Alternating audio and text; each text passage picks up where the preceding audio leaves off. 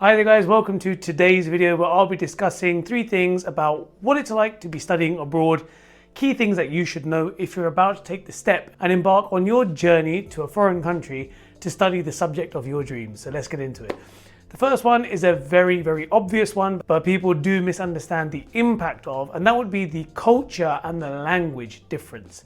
So I'm going to assume that most of the people watching this might be from the UK or different parts of Europe. It might be from other places as well, but just to make this video a lot easier to digest, let's imagine you're from the UK and you are thinking of going to Slovakia, where I am, for example, to study medicine and dentistry. Some things you will kind of take for granted in the fact that a lot of people can speak English around Europe, but in reality, there's a lot of times that you do need to know the language. For example, if you're dealing with people out in the stores, that might be giving you your vegetables and your groceries for the week, or public transport, or understanding just how to get from A to B.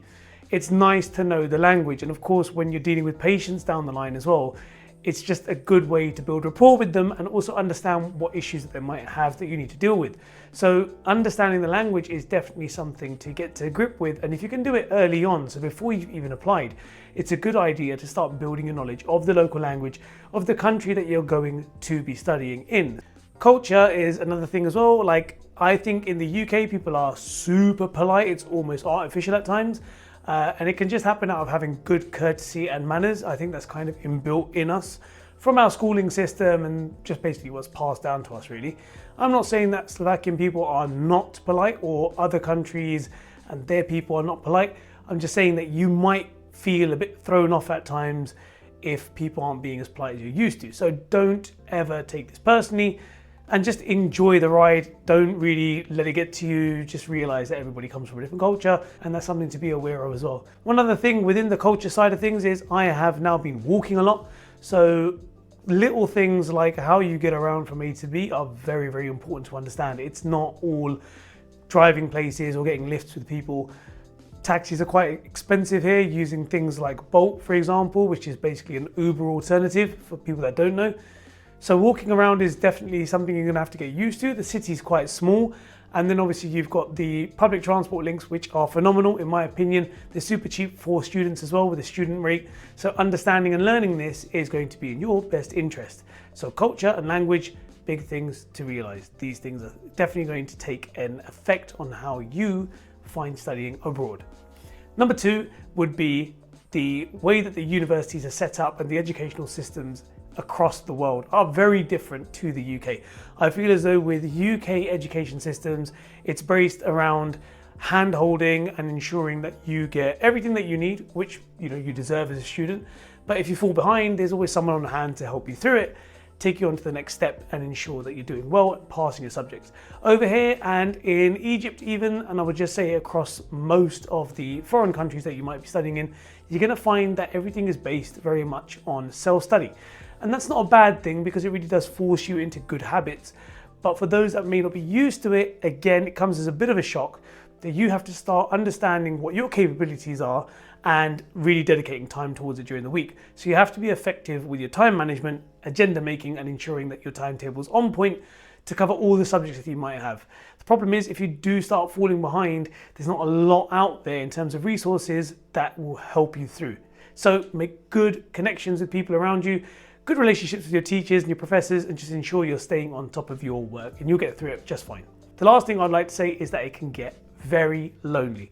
Now, a lot of people when they're coming abroad, they have the hype of thinking that I'm going abroad and I'm going to have a good time in a foreign country with no worries and no regrets. Partly true, but the reality of it is that you are then kind of baked in with people from all over the world, not just your country alone.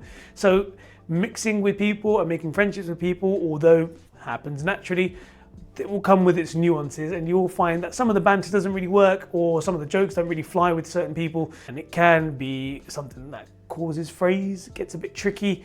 I've been subject of doing that myself with my outlandish jokes, can cause problems. So just something to be aware of, that it's easy enough to make friends, but whether you're going to get that strong connection that you did with people from your own native homeland, you may struggle with it. I'm not saying that it's going to happen or not, but you may. So just be aware that times can get lonely here. And of course, you are in a foreign country.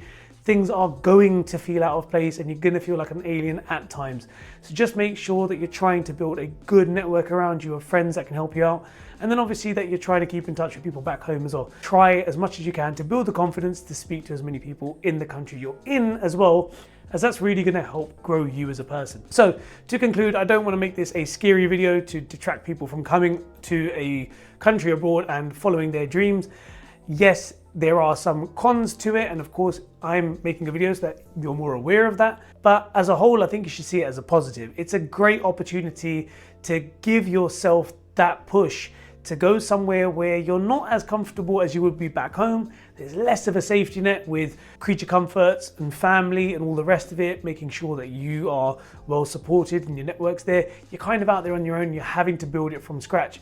And this is really going to serve you so well in the future when you start your career, because when we do start our careers, a lot of the times we just have to do it ourselves, and building businesses and brands and all the rest of it really comes from who you are as an individual. Being able to do that in a space such as university abroad is going to massively help you in the future. So take it with the good side and the bad side and just be prepared for it, and just know at the end of it you're going to come out a far more independent, well thought out and structured individual that's going to have their stuff together, which will ensure that they will become a super successful person in the future. So keep going for it. Don't let this hold you back. If you have any questions, feel free to get in touch. We'll be more than happy to help you out. And again, thanks for watching this video.